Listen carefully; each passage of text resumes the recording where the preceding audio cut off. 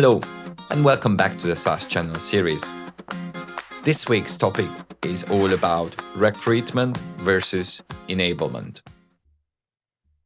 If you look at your partner ecosystem and you're honest with yourself, there is usually a gap between the number of partners you sign and the number of true active partners, the ones that you can actually rely on, the ones that you can build strong partnership with and grow your channel revenue.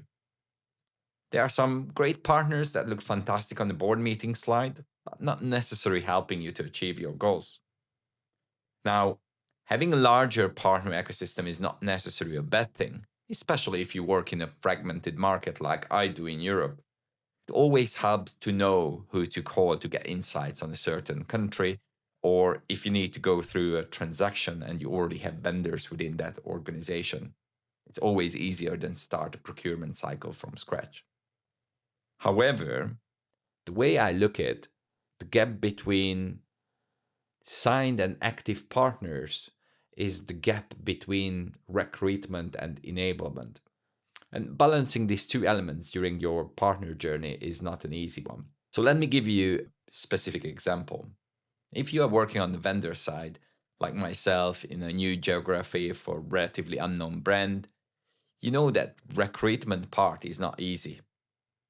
It's not easy by nature. There are so many vendors out there, and your prospective partners are probably getting offers and opportunities from hundreds of vendors on a monthly basis, not just in your space, but in general.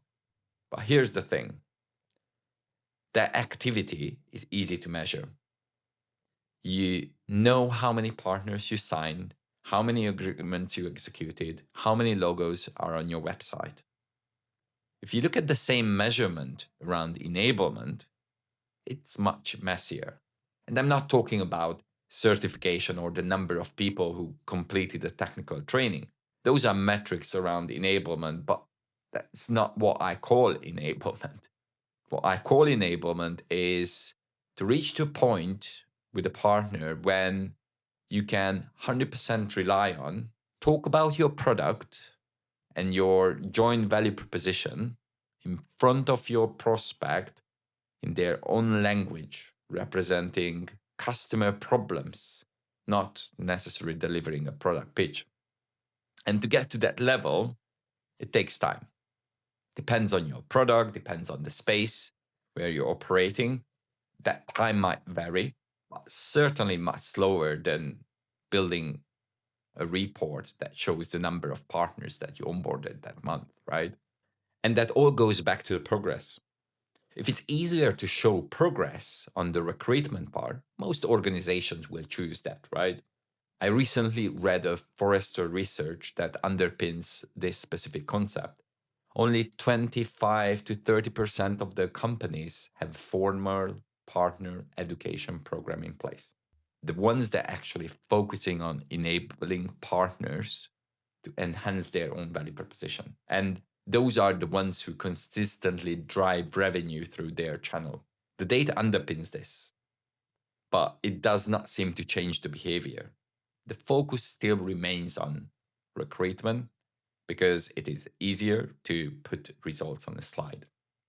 So if we take one step back and try to understand why enablement is such a big challenge, I like to highlight three things and three key themes that I think is worth mentioning. The first one, most enablement programs I see today across the industry have been designed following exactly the same playbooks that have been created in an era when software providers been looking for implementation partners. Most of these enablement programs are technical in nature. How to configure the tool, how to deploy the tool, how to implement additional features in an enterprise environment. But if you think about it, in the SaaS world, we no longer implement solutions, we deploy them. We embed them in customers' ecosystem. The level of technical training in majority of the cases is no longer relevant. Vendors recognize this.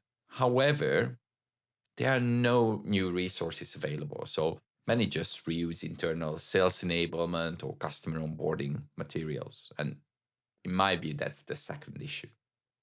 The third one, partner enablement on an organization level is treated as a broadcast. There are various tracks, content available for partners that we present to them, we provide them. In my view, instead of teams focusing to build these enablement decks, they should focus on building consultative discovery motions to understand how the partner sells, not to tell them how we sell our own product. It is not that effective. The more you understand the way the partner generates revenue, the easier it is to connect your technology into workflows that they are already familiar with. So here's the simple test. Your partner asks you for a competitive analysis that helps them understand why you are better than your competitors, especially in a market where you're less known. And you send them a competitive analysis produced a year ago by your marketing team, and you think that is good enough.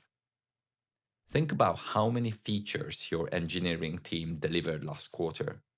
And your competitors probably did the same, right? A document is not just outdated, it is potentially misleading if you are telling prospective partners that competitors are lacking certain features which they delivered last quarter, and your partners are already aware of that. You're not just increasing your authority or your market knowledge, you are just undermining it, right? This is where the shift to just-in-time enablement matters. And this is where I believe AI is changing the game.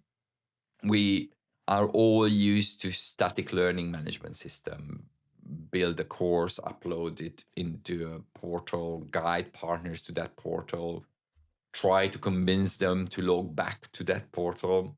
But what I see today with embedded chatbots and various other tools is that the partner programs are working towards what I call in-workflow guidance, delivering relevant, up-to-date content on demand.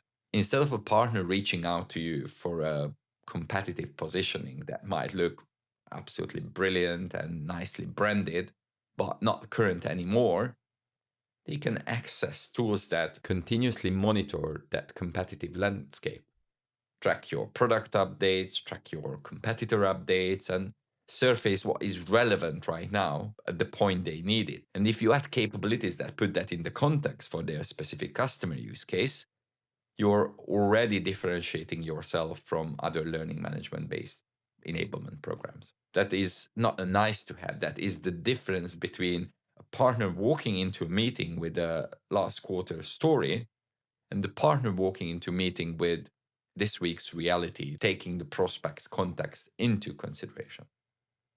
And obviously, this goes beyond competitive intelligence. The various AI tools can build partner-specific talk tracks, generate tailored enablement content for different partner types, and even monitor which materials partners are actually using versus which ones are sitting untouched. The shift from a implementation era product training to just-in-time enablement is not about replacing human relationship.